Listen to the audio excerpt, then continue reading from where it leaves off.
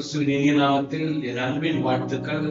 இந்த நாளில் உங்களை சந்திப்பதில் நான் மகிழ்ச்சி அடைகிறேன். தேவனுடைய பிரதான கிருபைக்காக நாம் நன்றி செலுத்துகிறேன். நம்முடைய கிருபை நம்மை தாங்கி ஏந்தி சுமந்து கர்த்தர் நம்மை தப்புவித்து நடத்தி வருகிறார்.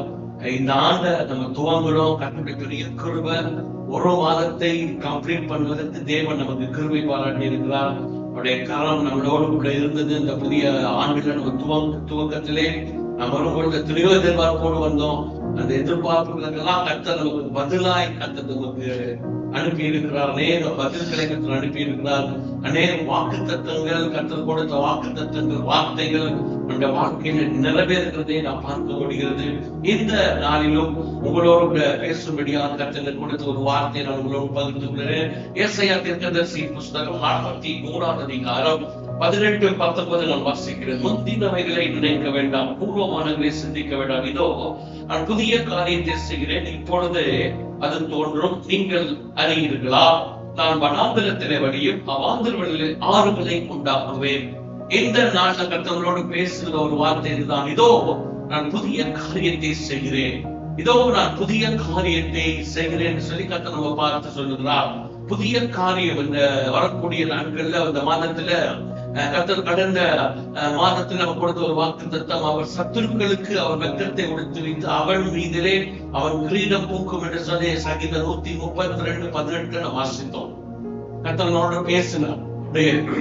சத்துருக்களுக்கு வெட்கத்தை கொடுத்து வைக்கிற தேவன், அது மாத்திரமல்ல நம் மீதிலே அவன் மீதிலே அவன் கிரீடம் பூக்கும் என்று சொல்லி கர்த்தர் பேசுற இந்த நாள்ல கர்த்தர் சொல்ற புதிய காரியத்தை செய்ய போகிற நீங்கள் அறிஞர்கள் வனாந்திரத்துல வழியும் அவாந்திர வழிகளே ஆறுகளும் என்று சொல்லி சொல்லுகிறார். இப்ப புதிய காரியத்தை செய்கிறேன்னு சொல்றதுக்கு முன்னாடி ஆண்டு ஒரு வார்த்தை சொல்றாரு, முந்தினவைகளை நினைக்க வேண்டாம், பூர்வமானவைகளை சிந்திக்க வேண்டாம். அப்படின்னா முந்தினவைகள் கடந்து போன காரியங்கள், முடிந்த காரியங்கள், முடிந்து போன காரியங்கள், இன்னும் உங்க வாழ்க்கையில ஏற்பட்டிருக்கிற தோல்விகள், உங்க வாழ்க்கையில் ஏற்பட்டிருக்கிற ஏமாற்றங்கள், இந்த ஏமாற்றத்தினால எத்தனையோ காரியங்கள் நாம் சந்தித்திருப்போம். ஏமாற்றங்கள், தோல்விகள், கடந்த கால காரியங்கள், கடந்த கசப்புகள், இதெல்லாம் அவைகள் சொல்றது. இதெல்லாம் நினைக்காதீங்க. கடந்த தோல்வி, கடந்த கால தோல்வியை நினைக்காது. தோல்வி நிமித்தம் நம்ம தோல்வி போய் உட்கார்ந்து இருக்கலாம், இன்னும் ஒருவே நடக்காத கூட உட்கார்ந்து இருக்கலாம்.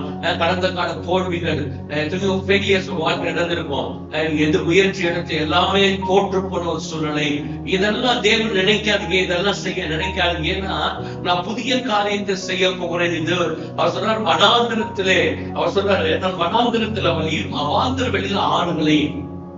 இப்ப முந்தினவைகள் அப்படின்னா இதுவரைக்கும் நீ சந்தித்து வந்த காரியங்கள், இதுவரைக்கும் சந்தித்திருக்கிற பழைய காரியங்களை நீங்கள் நினைக்க வேண்டாம் என்று சொல்லி ஆண்டவர் சொல்லுகிறார்.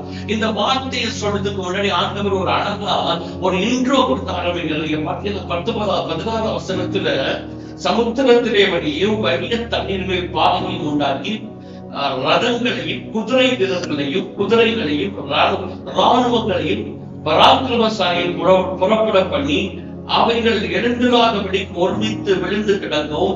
ஒரு திரி அணைகிறது போல அவைகள் அணைந்து போக பண்ணுகிற கர்த்தர் சொல்லுகிறதாவது அப்படின்னு ஆரம்பிக்கிறார். இந்த வார்த்தை நீங்க மாசம் பாத்தீங்கன்னா ஆச்சரியமா இருக்குங்க.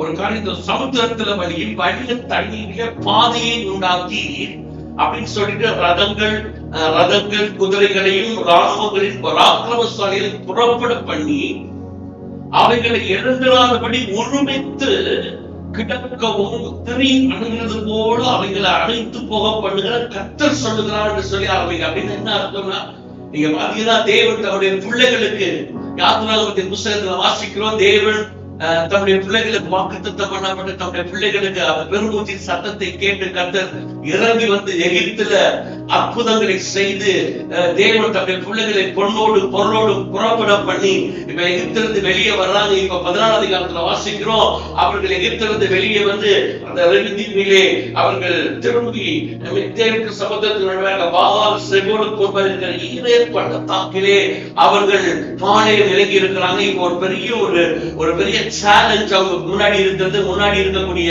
ஒரு பெரிய செங்கடல், பின்னாடி பார்வோனின் சேனை ரதங்களும் குதிரைகளும், அது மாத்திரமல்ல ராணுவத்தின் பராக்கிரமசாலிகள் எல்லாரும் இவர்களுக்கு பின்னாடி துரத்தி கொண்டு வருகிறார்கள். இதை துரத்தி கொண்டு வருகிற இவர்களுக்கு கர்த்தர் சொல்றாரு, என்ன சொல்றாருன்னா, நீங்கள் சும்மா இருப்பீர்கள், கர்த்தர் உங்களுக்கு யுத்தம் பண்ணுவார் என்று சொல்லி கர்த்தர் சொல்லி செங்கடலை ரெண்டா பிளந்து அதுல உலர்ந்த தரையிலே நடந்து போகிறது போல ஜனங்களை நடந்து போக பண்ணதுக்கு பிறகு கர்த்தர் அதற்கு அவர்களை தொடர்ந்து அவர்கள் அந்த ராணுவங்களும் ரதங்களும் குதிரை வீரர்களும் அவர்களை தொடர்ந்து பின்தொடர்ந்து வரும் பொழுது கர்த்தர் என்ன செஞ்சார்னா, தண்ணீர் அந்த கடல் திரும்ப செங்கடல் அது திரும்ப மூடிக்கொண்டது என்று சொல்லி வேதத்திலே சொல்லப்படுகிறது. அந்த மூடிக்கொண்ட ரதங்களும் அந்த ராணுவங்களும் குதிரைகளும் எல்லாம் என்ன செஞ்சுட்டா அப்படி ஒருமித்து விழுந்து கிடந்தது என்று சொல்லப்படுகிறது. ஒரு திரி அணைந்தது போல அவர் விளக்கு எப்படி அணைந்து போகிறதோ அதே போல அந்த முழு ராணுவத்தை பார்வோனுடைய முழு கூட்டங்களும் ராணுவ சேவைகளும் அதை அணைந்து போக பண்ணின தேவன். அதனால அந்த அணைந்து போக பண்ண தேவன், நான் சொல்றேன், நீ முந்தின காரியத்தை நினைக்காத, பூர்வமான சிந்திக்காத, இதோ நான் புதிய காரியத்தை செய்கிறேன். இந்த ராணுவத்திற்கு இந்த கூட்டத்திற்கு நான் ஒரு எப்படி நான் நியாயத்திற்கு உண்டாக்குறதோ, எப்படி ஒரு என் ஜனங்களுக்கு நான் ஒரு புதிய வழியை உண்டாக்கி என் ஜனங்களை உலர்ந்த தரையில நடந்து போக பண்ணுறது போல நடந்து போக பண்ணுகிறோம், அதே போல உங்க வாழ்க்கையில நான் புதிய காரியத்தை செய்வதற்காக இறங்கி கொண்டிருக்கிறேன் சொல்லி கர்த்தர் சொல்கிறார். கொண்டிருக்கிற அன்பு தேவனுக்கு அதனால சொல்ற முந்தினவை நினைக்காத, இது எப்படி நடக்கும், பெரிய சொல்ற கடந்த கால தோல்விகள், கடந்த கால எதிர்பார்த்த கசப்புகள், வாழ்க்கையை சந்தித்துதான் அனுபவங்கள் எத்தனைகளோ உண்டு. அவைகள் எல்லாம் நாட்களை சிந்திக்காதீங்க, யோசிக்காதீங்க, நடக்குமா நடக்காத, இல்ல எப்படி நடக்கும்னு சொல்ற நீங்க யோசிக்கலாம், நீங்க சிந்தித்து கொண்டிருக்கலாம், சிந்திக்காதீங்க.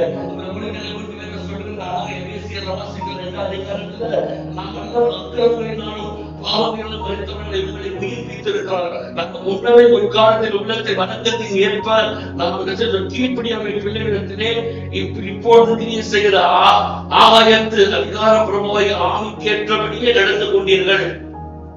அதனால நீங்கள் அக்கிரமங்களில் மரித்தவர்களாய் நம்மை கிறிஸ்துவுடனே கூட உயிர்ப்பித்து கிருபையினால் ரட்சிக்கப்பட்டு என்று சொல்லப்பட்டிருக்கிறது. அப்ப என்ன சொல்லப்படுகிறதுனா, நாம் ஏற்கனவே இருந்தோம், இதெல்லாம் நினைக்க வேண்டாம். அக்கிரமத்துல நம்ம இருந்தோம், நம்முடைய தோல்விகள் இருந்துச்சு, பழைய ஃபெயிலியர்ஸ் இருந்துச்சு, நம்ம இந்த தோல்வியில சந்திச்ச திரும்ப பிரச்சனைகள் நம்ம சந்திச்சு நம்ம ஏமாற்றம் அடைந்தோம். ஆனா தேவனுடைய அக்கிரமங்களை எல்லாம் மன்னித்து நம்மளை தேவன் தம்முடைய கிருபை நாடத்தை தேவன் நம்மளை உயிர்ப்பித்து இருக்கிறார். அவருடைய வலது பாசத்தை தேவன் உட்கார வைத்திருக்க ஒரே ஒரு காரியம், வாழ்க்கையில கர்த்தர் பெரிய காரியங்களை செய்வதற்கு அவர் ஆயத்தம் உள்ளவராக இருக்கிறார்.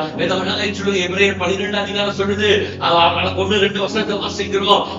மேகம் போன்ற திரளான சாட்சிகள், ஆகையால் மேகம் போன்ற திரளான சாட்சிகள் நம்மை சூழ்ந்து கொண்டிருக்க பாரமான யாவற்றையும் நம்மை சுற்றி நெருங்கி இருக்கிற பாவத்தை தள்ளிவிட்டு விசுவாசத்தை துவக்குகிறோம், விசுவாசத்தை முடிக்கிறோம் இருக்கிற இயேசுவை நோக்கி நமக்கு நியமித்திருக்க ஓட்டத்திலே பொறுமையோடு விட கடவுள் எனக்கு கேட்டுக்கொண்டிருக்கிற அன்பு தேவ ஜனமே, நீ ஒரு சூழ்நிலையில் எதுவா இருந்தாலும் சரி, எல்லாத்தையும் முந்தின நினைக்காத, பூர்வமான சிந்திக்காத, உன்ன விசுவாசத்தை துவக்கிறோம், விசுவாசத்தை முடிக்கிறோம் ஆகிய அவரை நோக்கி நீ ஓட ஆரம்பிக்க சொன்னா உன் வாழ்க்கையில புதிய காரியங்களை கர்த்தர் செய்ய ஆரம்பிக்க போகிறார். யோசிக்காதீங்க. உங்களை சுற்றி இருக்கிற எந்த பாரத்தெல்லாம் தள்ளி விடுங்க, அதெல்லாம் யோசிக்காதீங்க. பாவத்தெல்லாம் தள்ளி விட்டுட்டு விசுவாசத்தை துவக்கிறோம், முடிக்கிறோம், இயேசுவை நோக்கி நீங்கள் ஓடணும்னு சொல்லி வேதமானது சொல்லுகிறது. அப்ப நீங்கள் அதை நோக்கி நீங்கள் ஓட ஆரம்பிப்பீங்க சொன்னா உங்க வாழ்க்கையில ஒரு புதிய காரியத்தை தேவன் செய்ய வல்லவராக இருக்கிறார். இஸ்ரவேல் ஜனங்களுக்கு ஒரு புதிய காரியம் நடந்துச்சு. அவர்கள் அந்த செங்கடலை கடக்கிறதுக்கு அவங்களுக்கு பயங்கர ஷாக். எப்படி நினைச்சாங்க, எப்படி நடக்கும் இதெல்லாம் நடக்க சான்ஸே இல்லை அப்படி யோசிச்சுட்டு இருப்பாங்க. ஆனா தேவன் சொன்னார், வனாந்திரத்தில் வழியில் அவாந்திர வழியில் அவர்களும் இந்த நாள்ல வாழ்க்கையில அவாந்தரங்களில் ஆறுகளை உண்டாக்குற கர்த்தர், வனாந்தரத்துல வழியை உண்டாக்கி வழியே இல்ல, இது எப்படி நடக்கும் அப்படின்னு சொல்லி ஒருவேளை யோசிச்சுட்டு எல்லாமே முடிஞ்சு போச்சு, வழி இல்லாதபடி எல்லாம் அடைக்கப்பட்டு இருக்கிறது, அது உன்னுடைய முந்தின தோல்வி தான் காரணம் அப்படின்னு சொல்லி நினைக்காத உள்ள முந்தின தோல்விகள் அல்ல, முந்தின தோல்விகளை தேவன் நினைக்கிறவர் அல்ல. எல்லாவற்றையும் முதுகுக்கு பின்னாடி தூக்கி போட்டு உன் பாவங்களை மன்னித்து இருக்கிற தேவன். அவர் உன்னுடைய பாவங்களை, உன்னுடைய அக்கிரமங்களை அவர் மன்னித்து இருக்கிற தேவன். அதனால முந்தினவைகளோ பூர்வமானவைகளை சிந்திக்க வேணாம். ஆனா ஒரே ஒன்று, புதிய காரியத்தை செய்வேன் என்று சொல்லி கர்த்தர் சொல்கிறார். இந்த நாளில் இஸ்ரவேல் ஜனங்களுக்கு எப்படி கர்த்தர் ஒரு புதிய வழியை உண்டாக்கி ஒரு வனாந்தரத்தில் நடந்து போக பண்ணினாரோ, அதே போல கர்த்தர் இந்த நாள் உங்க வாழ்க்கையில ஒரு புதிய காரியத்தை செய்து உங்களை நடக்கப்படுவார். உங்க வாழ்க்கையில ஒரு புதிய மாற்றங்களை உருவாக்குற ஒரு நேரத்துக்குள்ள வந்திருக்கிறீங்க. புதிய காரியத்தை பெற்றுக்கொள்ள போகிறீர்கள். வனாந்தரத்துல வழியும் அவாந்தரங்களிலும் ஆறுகளையும் உண்டாக்கக்கூடியதான ஒரு புதிய காரியத்தை கர்த்தர் இந்த நாள் உங்க வாழ்க்கையில செய்ய போகிறார். நீங்க பெற்றுக்கொள்வீர்கள். எங்களுக்கு நீங்க அதை சொல்ல போகிறீர்கள். கர்த்தர் தாமே உங்களை ஆசீர்வதிப்பாராக. ஆமென்.